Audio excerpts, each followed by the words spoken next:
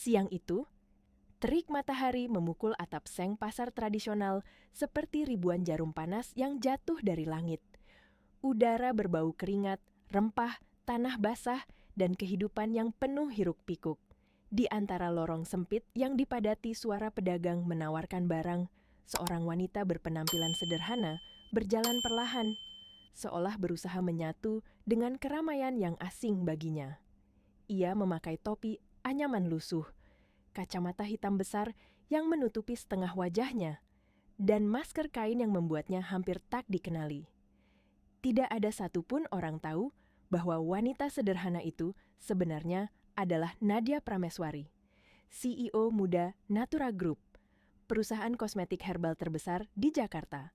Seorang wanita yang terbiasa menghadiri rapat di gedung pencakar langit, bukan menyusuri lorong pasar yang becek dan penuh debu. Hari itu ia sengaja turun tanpa pengawalan.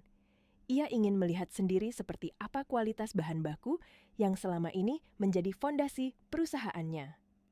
Aku harus tahu bagaimana rakyat kecil hidup dari alam, gumamnya dalam hati sambil mencatat harga rempah di ponsel. Tapi perlahan, panas yang menyengat mulai mencuri energinya. Nafasnya terasa berat, kepalanya pening, dan pandangannya mulai buram. Seorang pedagang menawarkan segelas jus jeruk dingin. Nadia menerimanya tanpa curiga, hanya ingin sedikit meredakan dehidrasi. Namun, baru setengah gelas melewati tenggorokannya, dadanya tiba-tiba sesak. Tenggorokannya panas seperti terbakar, napasnya tak beraturan, keringat dingin mengalir tanpa henti. "Ada apa? Tubuhku," bisiknya sebelum lututnya melemas. Tubuh itu jatuh dalam sekejap. Suasana pasar berubah kacau. Pedagang menjerit histeris. Pembeli berkerumun. Sebagian hanya menonton tanpa tahu harus berbuat apa. Di tengah keributan itu, seorang pemuda melompat dari gerobak sayurnya. Ia berlari menembus keramaian, wajahnya penuh kecemasan. Dialah Raka, penjual sayur keliling berusia 25 tahun. Tanpa ragu, ia berlutut di sisi tubuh wanita yang hampir tak sadarkan diri itu. Saat memeriksa nadinya yang melemah, bibirnya yang mengeluarkan busa tipis, dan ujung jari yang membiru, Raka tahu ini bukan pingsan biasa. Ingatan masa kecilnya tentang hewan ternak ayahnya yang pernah keracunan membuatnya langsung sadar. Ini adalah tanda-tanda racun berbahaya. "Bu, tolong bertahan. Jangan pergi," bisiknya lirih namun panik. Ia meminta air kelapa dan garam dengan suara tegas, hampir seperti seruan seseorang yang terbiasa menolong. Ketika campuran itu datang, ia meneteskan perlahan ke mulut Nadia, berharap tubuh wanita itu masih mau merespons. Di tengah tatapan sinis beberapa orang yang mengira Raka sok tahu, pemuda itu terus berjuang. Ia menekan dada Nadia dengan ritme teratur, sementara keringatnya sendiri bercampur dengan debu pasar. Detik demi detik terasa seperti pertarungan antara hidup dan mati. Beberapa menit kemudian, wajah Nadia yang semula pucat perlahan menunjukkan perubahan. Napasnya sedikit membaik. Raka menghela napas panjang seolah menahan harapan tipis yang baru muncul. "Dia masih bisa diselamatkan, tapi harus ke rumah sakit sekarang," ucapnya tegas. Tanpa peduli pada tatapan orang-orang, Raka memanggul tubuh wanita itu, membawanya menuju becak tuanya. Dalam perjalanan, Nadia sempat membuka mata sedikit. Ia melihat wajah lelaki itu, berdebu, sederhana, tapi matanya jujur dan menenangkan. "Kau siapa?" gumamnya lemah. Raka hanya tersenyum tipis. "Cuman orang pasar, Bu. Tapi jangan tidur. Saya bawa ibu ke tempat aman." Beberapa menit kemudian, suara sirene ambulans menggema. Ketika petugas medis mengambil alih, Raka menghilang begitu saja di antara kerumunan, tanpa meninggalkan nama, tanpa menunggu ucapan terima kasih. Ia hanya menatap ambulans yang membawa Nadia pergi, lalu menunduk, mengusap keringat di wajahnya yang penuh debu. Di balik kesederhanaan itu, ia tidak menyadari bahwa hari itu, di antara bau racun dan keramaian pasar, takdir hidupnya baru saja berubah selamanya. Suara sirene ambulans meraung memecah hiruk-pikuk pasar. Namun, di dalam mobil darurat itu, suasana terasa menegangkan dan dingin. Raka berlari di samping tandu saat petugas mengangkat tubuh Nadia ke dalam kendaraan. Tangan pemuda itu masih menggenggam tangan wanita tersebut, seolah sisa hangat dari genggaman itu adalah satu-satunya hal yang membuatnya tetap kuat. "Tolong, jangan mati," bisiknya. Nyaris tak terdengar di tengah bunyi mesin ambulans. Kata-kata itu lahir dari ketulusan, dari kepanikan yang berusaha ia sembunyikan, juga dari rasa takut tak bernama yang tiba-tiba memenuhi dadanya. Setibanya di rumah sakit, para dokter dan perawat langsung menyerbu dengan peralatan medis. Mereka memeriksa tekanan darah, memasang oksigen, menyiapkan infus, tetapi garis pada monitor jantung tetap bergerak makin lemah. "Nadi menurun, tekanan darah kritis," ujar seorang perawat dengan nada panik. Raka berdiri di sudut ruangan. Tubuhnya tegang. Matanya tak lepas dari wajah Nadia yang makin pucat. Napas wanita itu berat, seperti berjuang untuk bertahan di antara hidup dan mati. Aroma samar yang keluar dari napasnya, bau logam bercampur pahit, membuat kenangan lama menyeruak. "Ini racun yang sama," bisiknya dengan suara serak. Dokter memasang antidotum standar. Jarum, infus menusuk kulit Nadia, cairan penawar mengalir, namun detak jantung tetap tak stabil. Monitor jantung memantulkan garis naik turun yang semakin datar, seolah kehidupan sedang berjalan menjauh dari tubuh rapuh itu. "Kalau 15 menit lagi tidak ada reaksi, kita akan kehilangannya," kata dokter dengan nada menyerah. Kalimat itu menusuk dada Raka seperti pisau. Ia mengepalkan tangan, menahan getaran dalam hatinya. Ia tidak bisa hanya berdiri dan menonton. Ada sesuatu dalam dirinya yang menolak menyerah. Ia teringat pada sebuah botol kecil di rumah, ramuan rahasia peninggalan ayahnya, seorang tabib desa yang pernah menyembuhkan hewan dan manusia dari racun pestisida dan logam berat. Tanpa pikir panjang, ia berlari keluar dari rumah sakit. Hujan gerimis mulai turun, membasahi pakaiannya hingga menempel di kulit. Ia mengayuh sepeda tuanya dengan kecepatan yang tak pernah ia lakukan sebelumnya. Roda sepeda memercikan air ke segala arah, namun ia tak peduli. Dalam dadanya hanya ada satu suara, "Selamatkan dia." Sesampainya di gubuk tua dekat sungai, ia membuka lemari kayu lapuk dengan tangan gemetar. Botol itu masih ada, kecil, berdebu, tapi utuh, ramuan berwarna kecoklatan yang telah disimpan bertahun-tahun. "Ayah, semoga ini masih bekerja," ucapnya pelan sebelum berbalik, berlari kembali ke rumah sakit. Ia tiba dengan baju basah kuyup, rambut meneteskan air hujan, namun matanya penuh tekad. Ia mendobrak masuk ruang kecil tempat Nadia terbaring. "Dok, izinkan saya coba ini," serunya sambil mengangkat botol herbal itu. Perawat menatapnya dengan ragu. Dokter menggeleng keras. "Kau siapa? Ini bukan saat untuk coba-coba." Namun Raka tidak mundur. "Tolong, 5 menit lagi, garis itu akan datar. Saya sudah pernah lihat racun ini. Saya anak seorang tabib. Kalau tidak dicoba, dia akan mati." Suaranya bergetar, tapi tatapannya tegas, memohon sekaligus menantang. Dokter melihat monitor yang nyaris lurus, lalu menghela napas dalam. "Baik, lakukan. Kita tidak punya banyak waktu." Dengan tangan gemetar, namun hati mantap, Raka membuka botol itu. Aroma herbal tajam memenuhi udara. Ia meneteskan sedikit ke sendok, lalu membawa sendok itu ke mulut Nadia yang hampir tak bergerak. Perlahan, ia menuangkan cairan itu di bibir wanita tersebut. Kemudian, ia menatap wajahnya lama, begitu lama hingga waktu terasa berhenti. "Tuhan, kalau nyawa saya harus ditukar agar dia selamat, saya ikhlas," doanya dalam hati. Menit pertama berlalu tanpa perubahan. Menit ke-7 monitor masih lemah. Menit ke-10, hampir semua orang menyerah.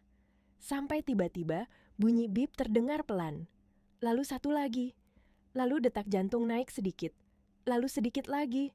"Detaknya kembali," teriak perawat kaget.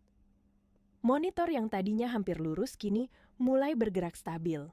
Warna di pipi Nadia perlahan kembali. Bibirnya tak lagi kebiruan. Raka tertegun. Matanya basah. Ia menggenggam tangan Nadia erat, seakan ingin memastikan wanita itu benar-benar kembali. Dokter menatap Raka dengan wajah tak percaya. "Apa yang kau berikan barusan?" Raka mengangkat botol herbal itu dengan penuh hormat. "Obat warisan ayah saya dari tanaman hutan untuk menetralkan racun metal dan pestisida. Beberapa jam kemudian kondisi Nadia stabil. Dokter menyebutnya keajaiban medis. Tapi bagi Raka, itu adalah campuran antara keberanian, doa, dan takdir. Ia berjalan keluar dari ruang perawatan, tubuhnya terasa lelah, namun hatinya penuh kelegaan. Duduk sendirian di lorong rumah sakit, ia menatap langit yang masih meneteskan hujan tipis. Dalam senyap malam, ia berkata pelan, "Kau selamat, Bu Nadia. Itu sudah cukup." Ia tidak tahu bahwa saat itu, nama dan wajahnya telah terpatri selamanya di hati wanita yang baru saja ia selamatkan. Pagi itu, sinar matahari lembut menerobos tirai tipis ruang perawatan VIP di Rumah Sakit Medika Sentosa. Cahaya yang hangat itu jatuh di wajah Nadia Prameswari, membuat kelopak matanya perlahan bergetar sebelum akhirnya terbuka. Dunia terasa buram pada awalnya, seperti mimpi panjang yang belum selesai. Suara mesin infus berdetak pelan. Aroma antiseptik memenuhi udara. Dan sesaat, ia tidak tahu di mana dirinya berada. Perawat yang duduk di kursi samping ranjang tersenyum lega. "Syukurlah ibu sudah sadar." Nadia mencoba bangun, namun tubuhnya terasa lemah seperti tak bertulang. Tenggorokannya kering, suaranya serak ketika berkata, "Aku di mana?" "Di rumah sakit, Bu. Ibu keracunan kemarin di pasar," jawab perawat sambil memperbaiki selang infus. Kata keracunan langsung membuat ingatan Nadia berputar. Ia mengingat aroma jeruk dari jus itu, ingat keramaian pasar yang hiruk-pikuk, dan ingat bagaimana tubuhnya terasa panas lalu dingin dalam hitungan detik. Namun, yang paling kuat, yang paling membekas, adalah bayangan seorang pria muda dengan mata jernih yang menatapnya dengan ketakutan dan keberanian yang sama. Tangan itu, genggaman itu, suara panik namun tulus yang berbisik, "Jangan tidur, Bu." Bayangan itu membuat jantungnya berdebar. "Siapa yang menolongku?" tanyanya lirih. Perawat tersenyum. "Seorang pemuda, Bu, penjual sayur keliling. Dia yang pertama menolong ibu sebelum ambulans datang." Nadia menatap kosong, hatinya tiba-tiba bergetar dengan rasa yang ia sendiri tak mengerti. "Di mana dia sekarang?" Perawat menggeleng pelan. "Kami tidak tahu namanya, Bu. Setelah menyerahkan ibu ke petugas medis, dia pergi begitu saja, tidak bicara, tidak menunggu, tidak meninggalkan apapun." Nadia terdiam lama. Ada sesuatu yang aneh dalam dadanya, seperti ada ruang kosong yang tiba-tiba terbuka. Ia tidak terbiasa merindukan kehadiran seseorang yang bahkan ia tidak kenal. Dunia Nadia adalah dunia orang-orang berjas mahal, investor asing, ruangan rapat yang dingin, dunia yang penuh kepentingan. Ia tak pernah menyangka seorang pria dari lorong pasar bisa meninggalkan jejak sedalam itu. Beberapa jam kemudian, ruangan itu dipenuhi wartawan. Lampu kamera menyorot tanpa ampun, menanyakan segala hal tentang insiden tersebut. Apakah ini sabotase? Apakah pesaing bisnis terlibat? Apakah keamanan Natura Group akan diperketat? Nadia menjawab singkat, profesional, namun pikirannya tidak sepenuhnya berada di ruangan itu. Sampai salah satu reporter memperlihatkan rekaman CCTV dari toko dekat pasar. Cuplikannya hanya beberapa detik, tapi cukup untuk membuat napas Nadia tercekat. Video itu menampilkan seorang pemuda memapah tubuhnya menuju ambulans, wajahnya penuh kecemasan, keringat menetes deras. Meski kamera hanya menangkap sebagian wajahnya, mata itu, tatapan itu, Nadia mengenalinya seketika. "Itu dia," bisiknya tanpa sadar. "Pria itu." Namun sebelum ia sempat bicara lebih jauh, wartawan kembali mengalihkan pertanyaan pada isu bisnis. Seolah bagi mereka nyawanya tidak lebih penting daripada drama perusahaan. Tapi bagi Nadia, dunia terasa berhenti pada momen itu. Dalam pikirannya hanya ada satu keinginan, siapapun dia, aku harus menemukannya. Malam itu, setelah wartawan pergi, Nadia duduk di tepian ranjang, menatap jendela yang memantulkan warna langit senja. Tangannya perlahan menyentuh dadanya sendiri, seolah masih bisa merasakan bekas genggaman hangat pria itu. Di sisi lain kota, di sebuah gubuk kecil di pinggir sungai, Raka duduk sendirian di depan meja kayu. Lampu minyak redup menerangi wajahnya. Di tangannya ia memegang koran lusuh berjudul, "CEO Muda Diselamatkan Penjual Sayur." Ada fotonya. Buram, tapi cukup jelas untuk membuat tetangga berbisik di luar rumah. Namun Raka hanya tersenyum tipis. Ia tidak ingin popularitas, tidak ingin ucapan terima kasih, tidak ingin hadiah besar. Aku hanya ingin dia hidup. Gumamnya pelan. Ia menatap langit malam.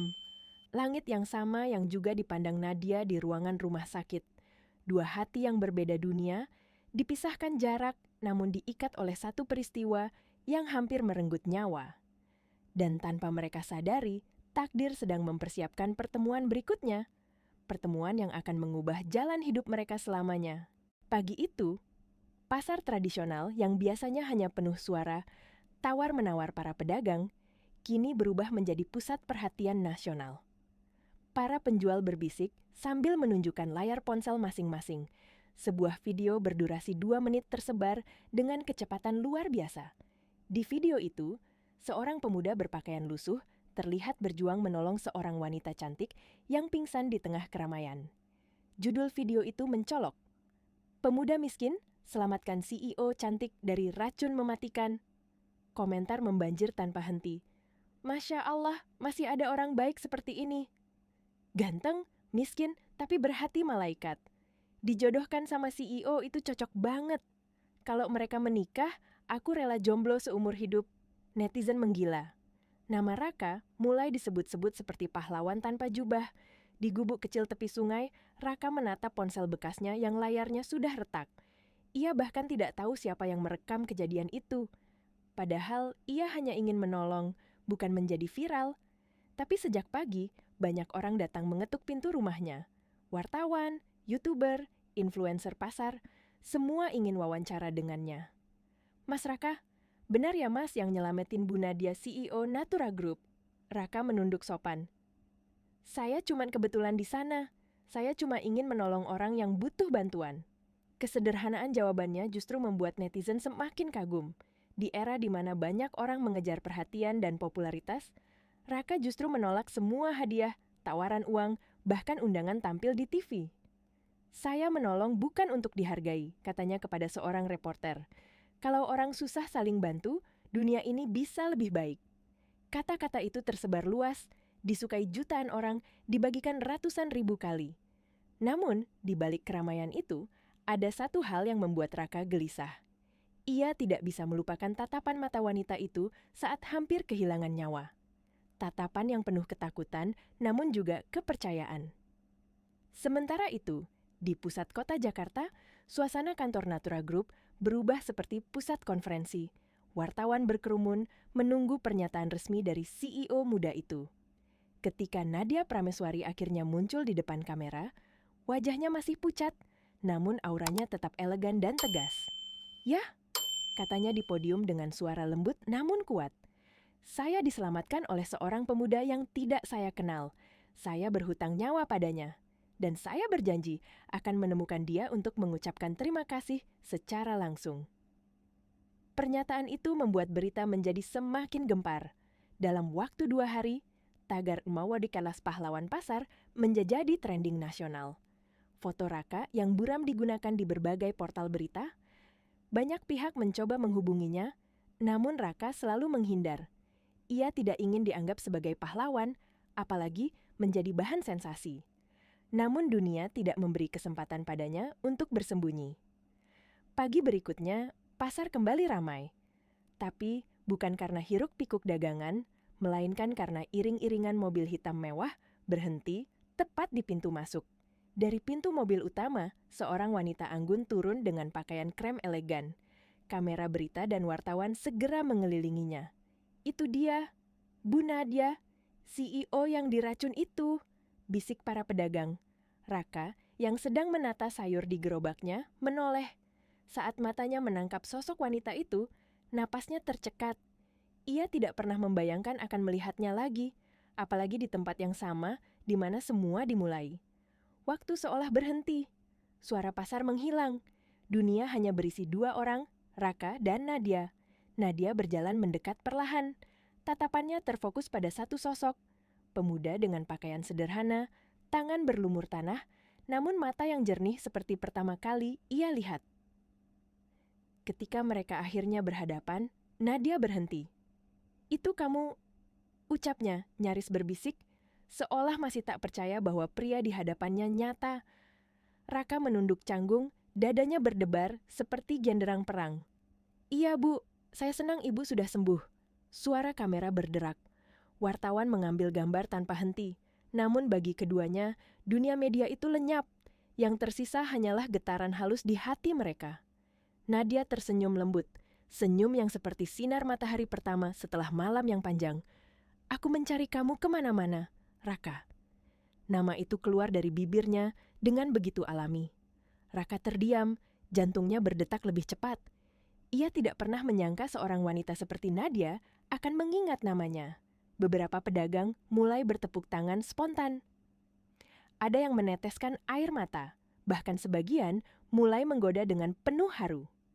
Di tengah pasar kecil yang penuh debu itu, dua dunia yang sangat berbeda akhirnya bertemu kembali. Dunia wanita kaya yang nyaris kehilangan nyawanya, dan dunia pemuda miskin yang memberinya kehidupan kedua. Dan momen itu, tatapan pertama yang tulus setelah tragedi, menjadi awal dari sebuah kisah yang perlahan akan mengguncang segalanya. Keramaian pasar perlahan mereda setelah rombongan media beranjak pergi, meninggalkan hanya beberapa pedagang yang masih berbisik-bisik sambil menatap sosok Nadia dan Raka. Namun, bagi kedua orang itu, seluruh dunia seolah memudar, menyisakan hanya keheningan lembut di antara mereka. Nadia Prameswari, CEO muda dengan wibawa luar biasa, berdiri beberapa langkah dari seorang pemuda sederhana dengan tangan kasar dan pakaian lusuh Raka, penjual sayur keliling yang menjadi pahlawan hidupnya. Angin membawa aroma tanah basah dan daun yang baru disiram. Dalam suasana yang begitu sederhana, Nadia menatap Raka dengan penuh ketegasan, namun juga rasa terima kasih yang sulit ia sembunyikan. "Jadi, kamu yang menyelamatkanku?" ucapnya pelan. Suara itu menggetarkan udara, seakan hanya mereka berdua yang mendengarnya. Raka menunduk, pipinya memerah oleh rasa gugup. "Saya hanya melakukan apa yang saya bisa, Bu. Saya kebetulan tahu sedikit tentang racun dari ayah saya dulu." Nadia tersenyum kecil, senyum yang menenangkan, tetapi juga menghangatkan dada Raka. "Jangan panggil saya Bu, panggil saja saya Nadia." Raka terkejut, matanya membesar. "Maaf Bu, maksud saya Mbak Nadia." Nadia tertawa kecil. Tawa yang ringan, namun memiliki kekuatan untuk meruntuhkan jarak jauh di antara dunia mereka.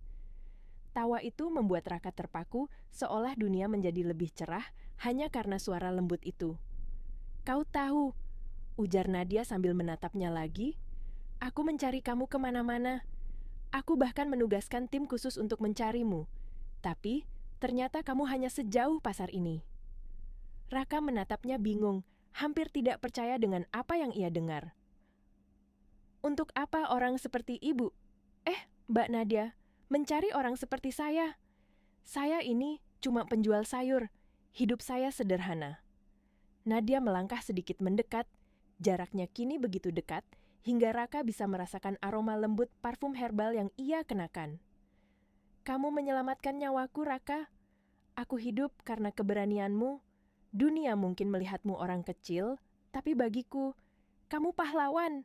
Kata-kata itu menghantam dada Raka dengan kekuatan yang tak ia sangka. Ia tidak pernah terbiasa mendapatkan pujian, apalagi dari seorang wanita seanggun Nadia. Wajahnya memerah. Ia menunduk lebih dalam, berusaha menyembunyikan getaran emosinya. "Saya tidak butuh apa-apa, Mbak. Cukup tahu Mbak selamat. Itu saja saya sudah bersyukur." Tetapi Nadia menggeleng perlahan, senyumnya semakin lembut. "Aku tahu kamu bukan tipe orang yang mengejar imbalan, karena itu aku justru ingin membalasmu lebih dari sekadar terima kasih." Raka terdiam. Angin pasar terasa lebih dingin. Ia menunggu tanpa berani menatap langsung. "Aku ingin kamu bekerja denganku," lanjut Nadia, "di kantor pusat Natura Group, bukan sebagai karyawan biasa, tapi sebagai sopir pribadiku." Raka mengangkat wajahnya, terkejut. "Sopir pribadi? Saya? Saya tidak pantas, Mbak. Saya bahkan tidak punya ijazah tinggi. Mobil mewah saja belum pernah saya sentuh." Nadia tertawa lembut lagi, kali ini lebih hangat daripada sebelumnya. Itu bukan masalah, aku tidak butuh sopir yang ahli mobil. Aku butuh seseorang yang bisa dipercaya, dan aku sudah melihat siapa kamu sebenarnya sejak hari itu. Tatapan mereka bertemu, dan untuk pertama kalinya, Raka melihat ketulusan yang begitu jelas dalam mata seorang wanita yang sebelumnya hanya ia lihat di televisi dan iklan bisnis.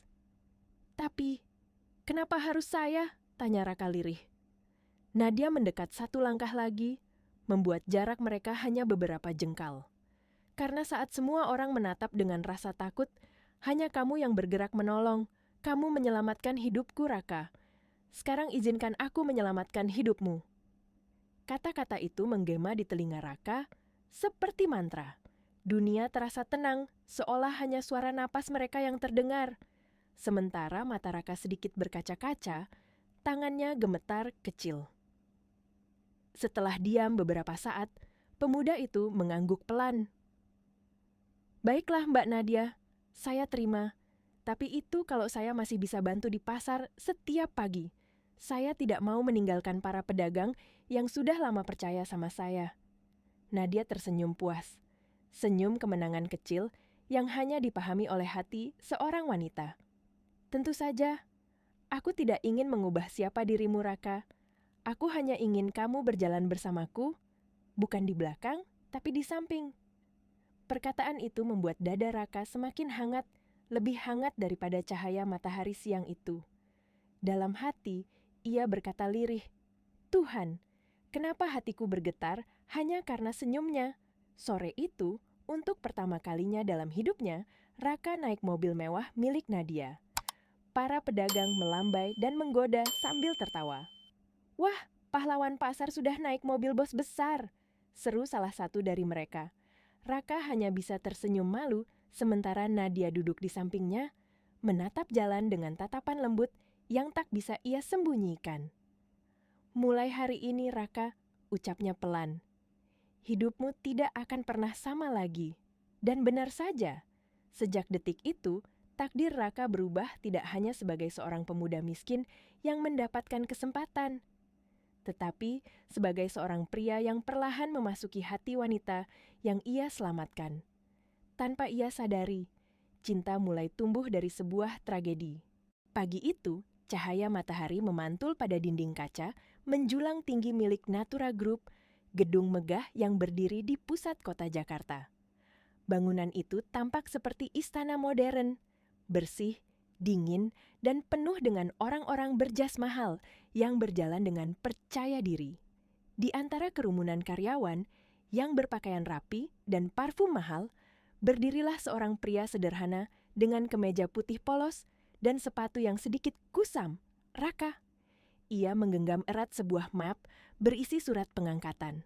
Napasnya terasa berat, bukan karena takut, tetapi karena tidak percaya bahwa hanya seminggu setelah kejadian di pasar, ia kini berdiri di depan gedung besar, tempat Nadia, wanita yang ia selamatkan, memimpin ribuan karyawan. Selamat datang di Natura Group, ucap staf HRD dengan nada dingin namun profesional. Mulai hari ini, Anda resmi menjadi sopir pribadi Ibu Nadia. Raka menunduk sopan. Terima kasih, Bu. Namun begitu, ia melangkah melewati lobi yang lantainya berkilau seperti cermin, puluhan mata memandangnya.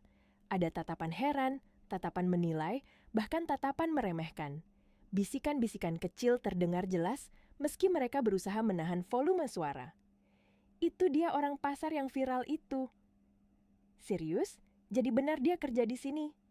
Astaga, penjual sayur jadi sopir CEO. Dunia sudah gila. Raka berpura-pura tidak mendengar, meski setiap kata menusuk hatinya.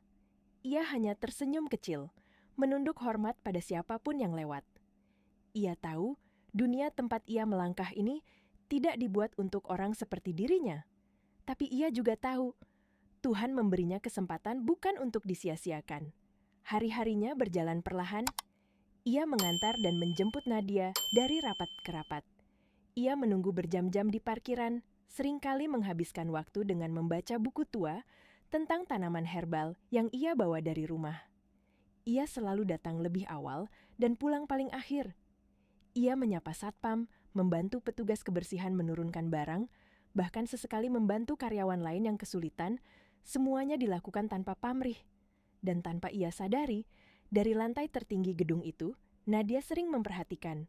Setiap kali mobilnya berhenti di lobi, ia memperhatikan bagaimana Raka selalu membukakan pintu dengan sopan, menunduk hormat, dan tetap tersenyum, meski pegawai lain sering melewatinya tanpa sapaan. Kadang, Nadia melihatnya meneduhkan petugas kebersihan, atau memberikan sebotol air kepada satpam yang kelelahan. Ada sesuatu dalam diri pemuda itu, sesuatu yang tulus, tidak dibuat-buat. Suatu sore, hujan deras mengguyur Jakarta. Dari lantai 12, Nadia melihat pemandangan yang membuatnya terdiam lama.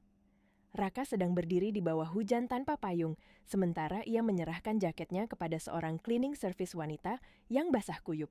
Ia tetap berdiri di bawah hujan agar wanita tua itu bisa berteduh. Nadia menatap pemandangan itu dengan hati bergetar.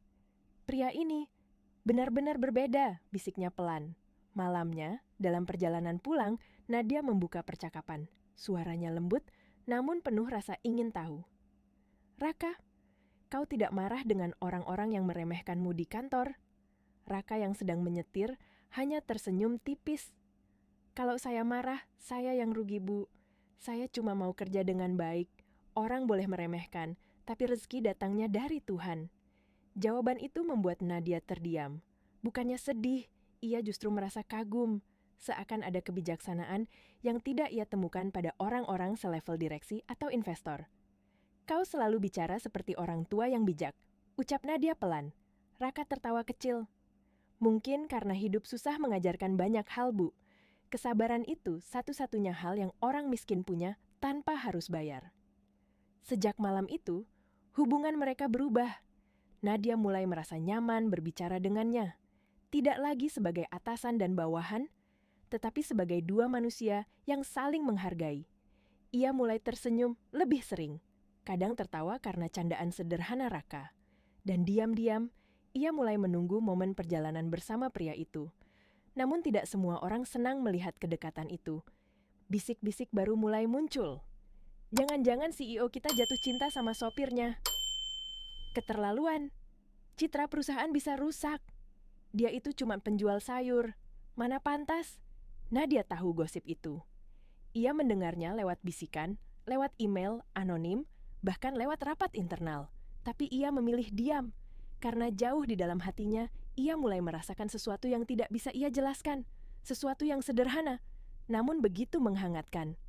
Raka di sisi lain mulai resah. Ia tak berani berharap, namun setiap senyum kecil Nadia membuat hari-harinya terasa berbeda. Ia tahu jarak mereka begitu jauh, tetapi hatinya terus membisikkan bahwa keajaiban pasar itu belum berakhir. Justru, baru saja dimulai. Hari-hari berlalu dengan tenang setelah Raka resmi menjadi bagian dari Natura Group. Rutinitasnya sederhana, namun penuh ketulusan. Mengantar Nadia ke setiap rapat, menunggu berjam-jam di parkiran, memastikan mobil selalu bersih, meski ia sendiri pulang larut malam. Semuanya ia lakukan tanpa mengeluh. Sementara Nadia, meski sibuk sebagai CEO perusahaan besar, selalu memperhatikan pergerakan pemuda itu dengan sudut mata, diam-diam, tetapi tulus. Namun seperti badai yang muncul dari langit cerah, masalah mulai menghampiri tanpa tanda. Suatu pagi, tim keamanan internal Natura Group menemukan sesuatu yang mengejutkan dan mengerikan. Berdasarkan penyelidikan rahasia, racun yang membuat Nadia hampir kehilangan nyawa di pasar ternyata bukan kecelakaan. Itu adalah sabotase yang direncanakan dengan sangat teliti. Dan yang lebih mengerikan lagi, racun itu berasal dari laboratorium internal perusahaan mereka sendiri. Ketika laporan itu sampai ke meja Nadia, tangannya gemetar.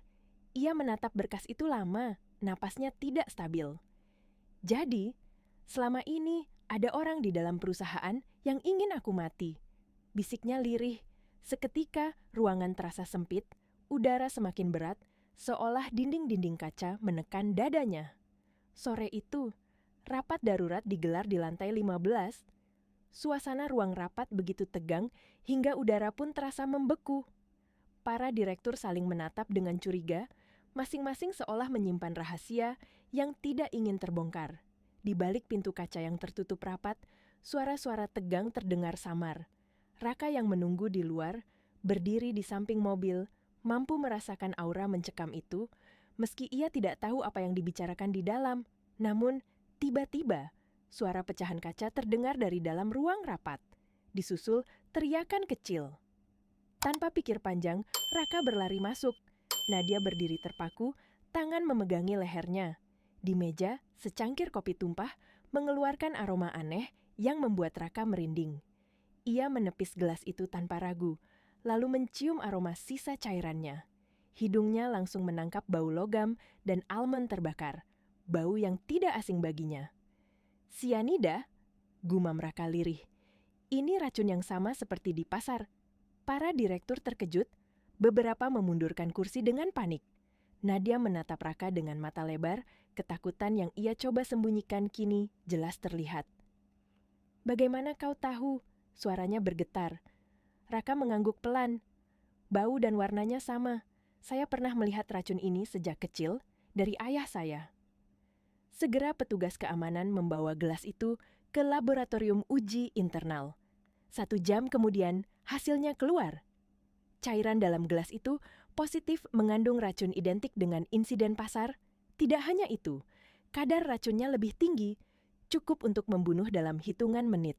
Sejak saat itu, Raka menjadi lebih dari sekadar sopir pribadi. Ia berubah menjadi pelindung Nadia. Ia memeriksa makanan, memeriksa minuman, bahkan memeriksa ruangan sebelum Nadia masuk. Ia tidur di ruang keamanan bawah kantor setiap malam, berjaga senyap ketika kota terlelap. Nadia awalnya menolak. "Kau tidak harus sejauh ini, Raka." Tapi Raka hanya tersenyum.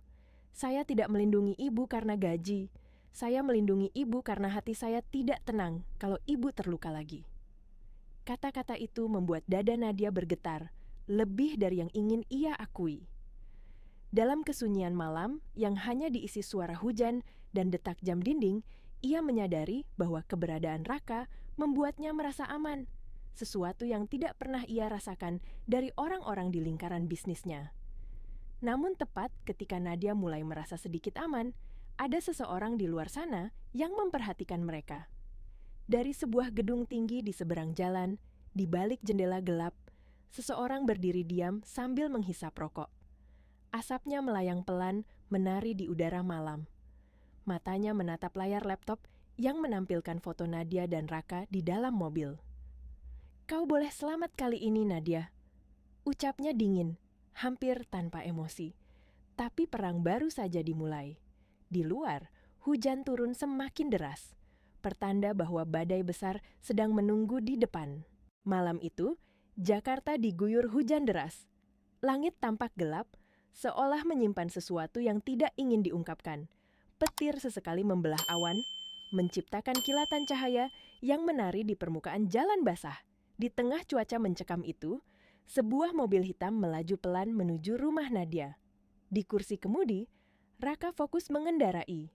Setiap gerakan mobil ia hitung dengan hati-hati. Setiap tikungan ia awasi. Sejak insiden racun kedua, rasa waspada di dalam dirinya meningkat tajam. Ia tidak lagi hanya menjadi sopir. Ia adalah penjaga, pelindung, tembok terakhir antara Nadia dan bahaya yang terus mengincarnya. Di kursi belakang, Nadia duduk diam sambil menatap keluar jendela. Hujan yang menetes di kaca mobil memantulkan bayangan matanya yang lelah. "Raka," panggilnya pelan, hampir tenggelam oleh suara hujan yang memukul atap mobil. "Kadang aku bertanya-tanya, kalau waktu itu kau tidak menolongku di pasar, mungkin aku sudah mati." Raka melirik lewat kaca spion, ekspresi lembut muncul di wajahnya. "Saya hanya melakukan apa yang hati saya suruh, Bu." Nadia menatap pantulan wajah Raka di kaca. Ada rasa aman setiap kali mendengar suara itu. Setiap kata dari Raka membawa ketenangan yang tidak pernah ia dapatkan dari orang lain, bahkan dari orang-orang yang sudah bertahun-tahun berada di sampingnya. Namun, rasa damai itu terputus dalam hitungan detik. Di sebuah tikungan gelap menuju rumah Nadia, 2 motor muncul tiba-tiba dari sisi kanan. Lampu motornya redup, Kedua pengendara memakai helm hitam penuh. Gerakan mereka cepat dan mencurigakan. Raka segera menekan rem. Dan sebelum Nadia sempat bertanya apa yang terjadi, SUARATEMBAKANMEMECAHMALAM. Brak, kaca spion mobil pecah berhamburan. Nadia menjerit. "Raka, Bu, tunduk!" teriak Raka sambil memutar kemudi. Dengan gerakan refleks yang cepat, ia memposisikan mobil agar bodi mobil menjadi perisai antara mereka dan tembakan. Peluru kedua menghantam bagian belakang mobil, menghasilkan suara dentuman keras yang menggema di dalam kabin. Nadia memeluk kursi dengan kedua tangan gemetar, matanya terbelalak ketakutan. Raka memacu mobil lebih cepat, menerobos genangan air, berusaha menghindari dua motor yang mengejar dari belakang. Hujan membuat jalan licin, tetapi ia tetap mengendalikan mobil dengan penuh ketenangan. Walaupun napasnya tersengal, pikirannya terfokus pada satu hal, menjaga Nadia tetap hidup. Tiba-tiba, satu tembakan lagi dilepaskan.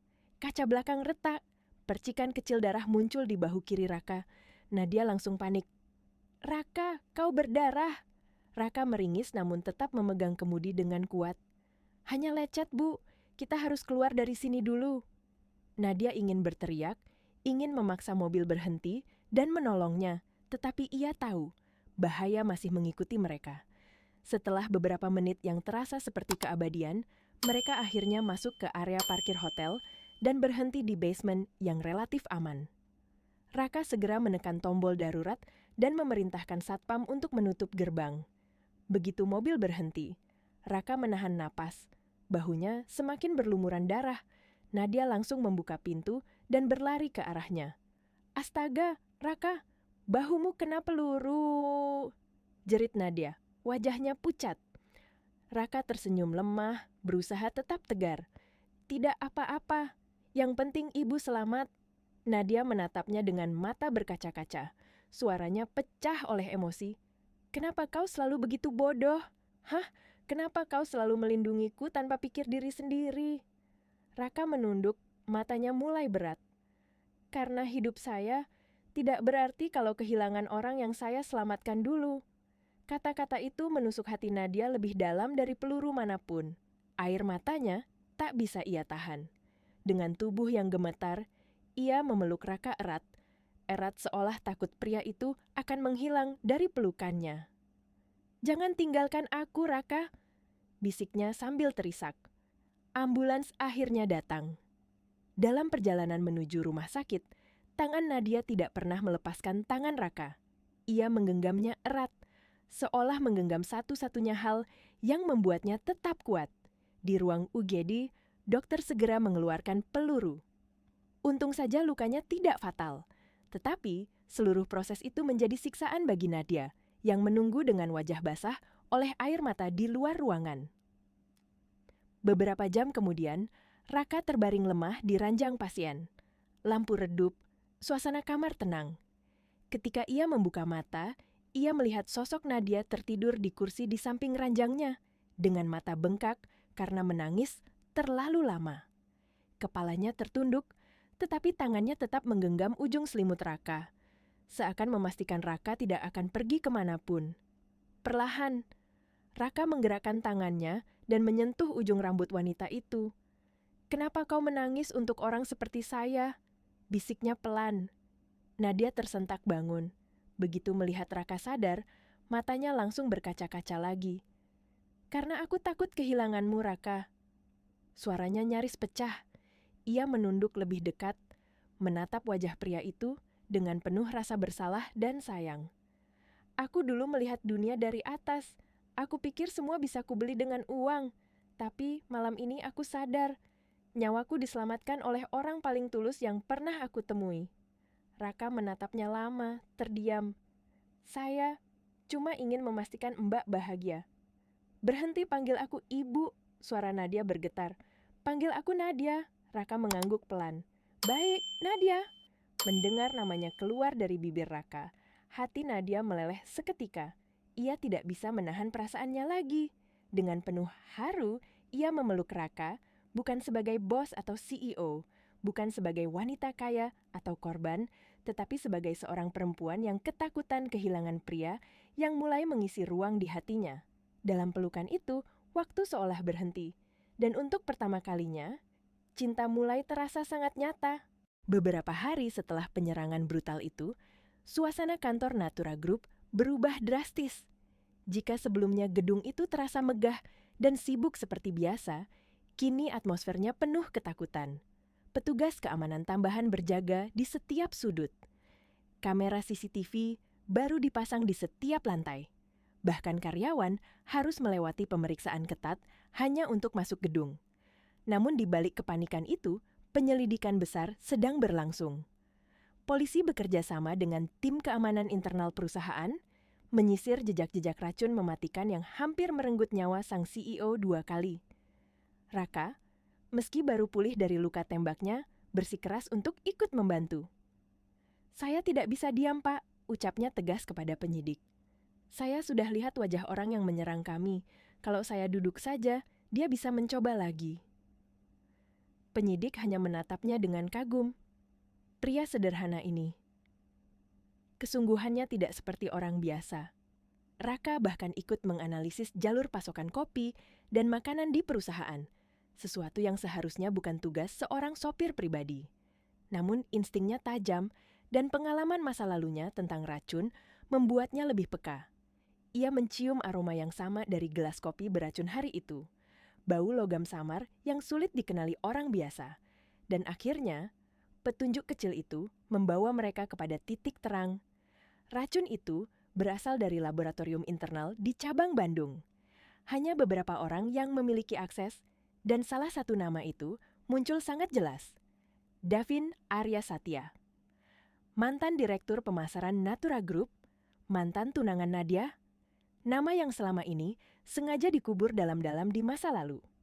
2 tahun lalu, Nadia memutuskan pertunangan mereka setelah mengetahui Davin menjual formula produk Natura ke perusahaan pesaing. Pengkhianatan itu membuat Nadia sakit hati, tetapi ia memilih diam demi menjaga reputasi perusahaan. Namun ternyata, bagi Davin, luka itu berubah menjadi dendam tak berujung. "Kalau aku tak bisa memilikinya, aku akan hancurkan semua yang dia bangun," ujar Davin dalam rekaman email rahasia yang ditemukan tim penyidik. Saat berita itu bocor ke publik, media langsung meledak. "Dalang racun, CEO Natura terungkap." Headline itu memenuhi layar televisi, menciptakan gelombang kehebohan baru. Namun, kisah sesungguhnya baru mencapai puncaknya ketika polisi menemukan lokasi persembunyian Davin, sebuah gudang tua di daerah Bekasi. Malam itu, hujan turun, gelap, dingin, dan penuh ketegangan.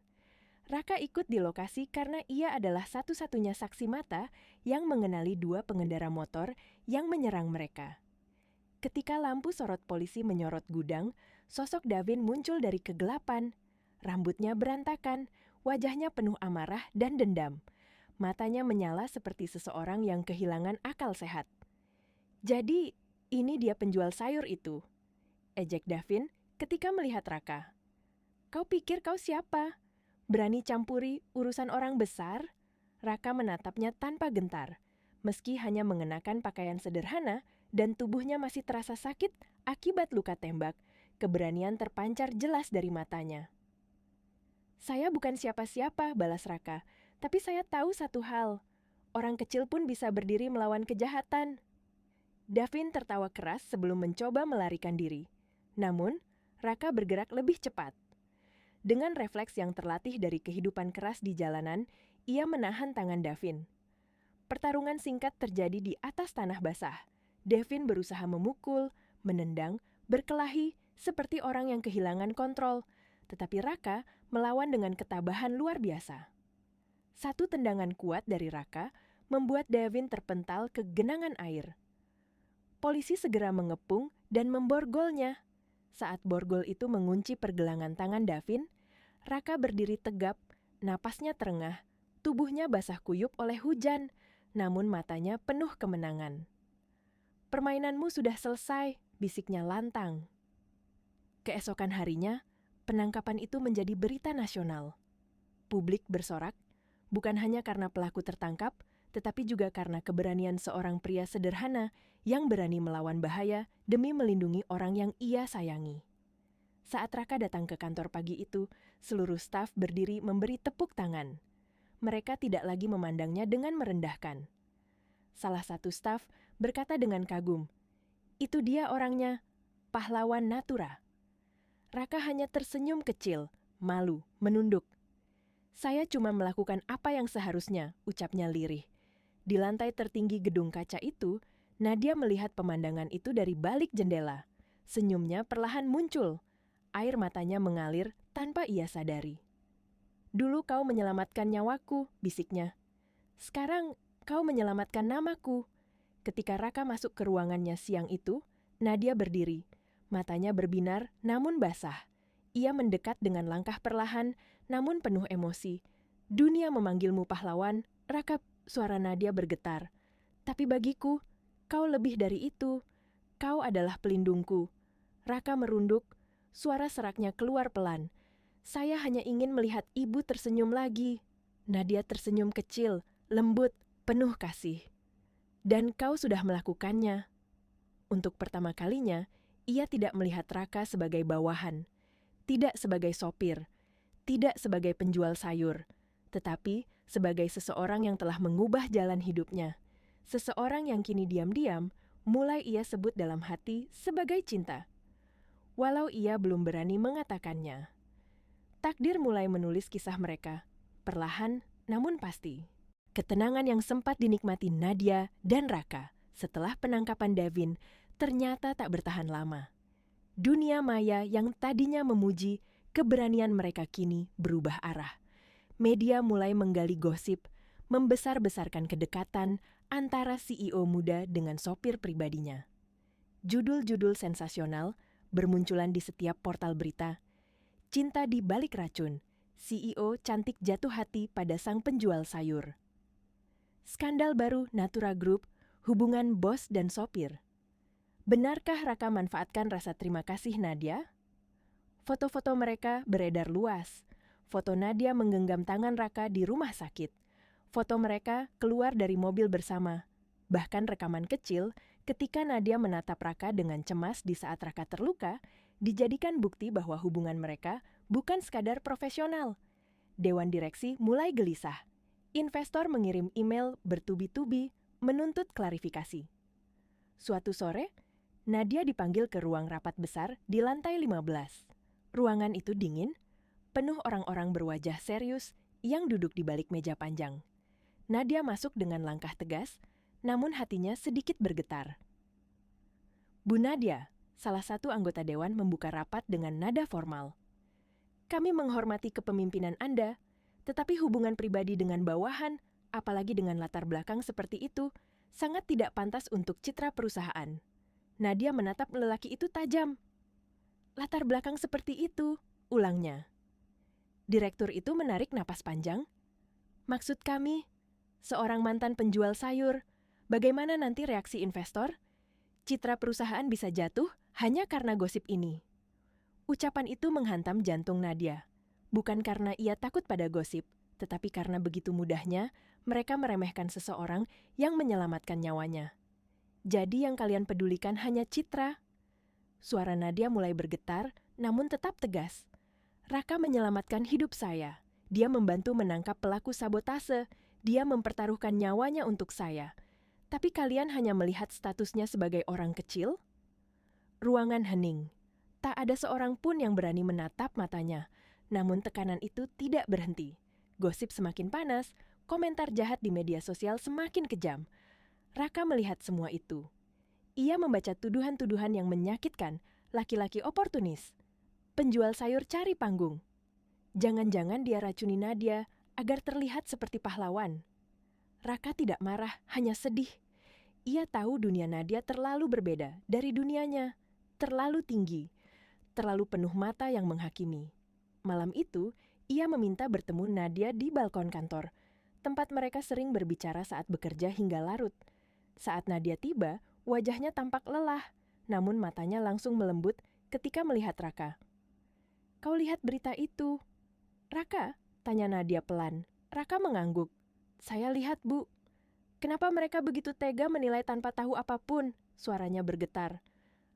Aku tak peduli pada mereka, tapi perusahaan bisa hancur kalau isu ini terus berkembang. Raka menatap langit malam yang penuh lampu kota. Saya tahu, Bu. Lalu ia menghembuskan napas panjang, napas keputusan yang berat. Dan karena itu, saya ingin mengundurkan diri. Nadia spontan menoleh cepat, matanya membesar. Apa? Saya tidak ingin menjadi batu sandungan, Bu. Ucap Raka dengan suara yang pelan namun tegas. Dunia ibu terlalu besar, terlalu tinggi. Saya cuma orang biasa, tidak pantas berada di samping ibu. Kata-kata itu memukul dada Nadia begitu keras hingga ia sulit bernapas sejenak. Ia merasa seperti ada sesuatu yang direnggut dari dalam dirinya. Jadi begitu mudah kau menyerah? Suara Nadia mulai pecah. Raka menunduk. Bukan menyerah, justru karena saya peduli. Kalau saya tetap di sini, semua akan jadi lebih sulit untuk ibu. Air mata mulai menggenang di mata Nadia.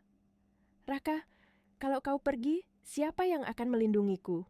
Raka tersenyum lembut, namun ada rasa sakit dalam senyumnya. Orang lain bisa menggantikan tugas saya, tapi tidak tempat saya di hati ibu. Nadia terdiam. Kata-kata itu membuat seluruh tubuhnya gemetar. Ia melangkah maju, lalu memeluknya dari belakang, erat. Seolah takut kalau ia melepaskan sedikit saja, Raka akan menghilang selamanya. Aku tidak peduli dengan dunia, Raka, bisiknya terseduh. Aku hanya takut kehilanganmu. Raka menutup mata, menahan air mata yang hampir jatuh. Ia ingin membalas pelukan itu. Ia ingin mengatakan bahwa hatinya juga memilih Nadia. Tapi ia tahu dunia belum siap. Perlahan, ia melepaskan tangan Nadia dari pinggangnya. Dengan hati yang hancur, ia berkata pelan, "Suatu hari, kalau Tuhan izinkan, aku akan kembali. Tapi bukan sebagai sopirmu. Aku ingin kembali sebagai seseorang yang pantas berdiri di sampingmu." Malam itu, Raka meninggalkan gedung Natura Group. Hujan kembali turun, seperti malam ketika takdir pertama kali mempertemukan mereka. Nadia berdiri di balik jendela lantai teratas, melihat mobil tua Raka menjauh dalam rintik hujan. Wajahnya basah, bukan oleh hujan, tapi oleh air mata. Sementara di sisi lain kota, Raka menatap langit yang sama dan berbisik, "Aku akan kembali jika saatnya tiba." Dan malam itu menjadi malam paling sunyi dalam hidup mereka berdua.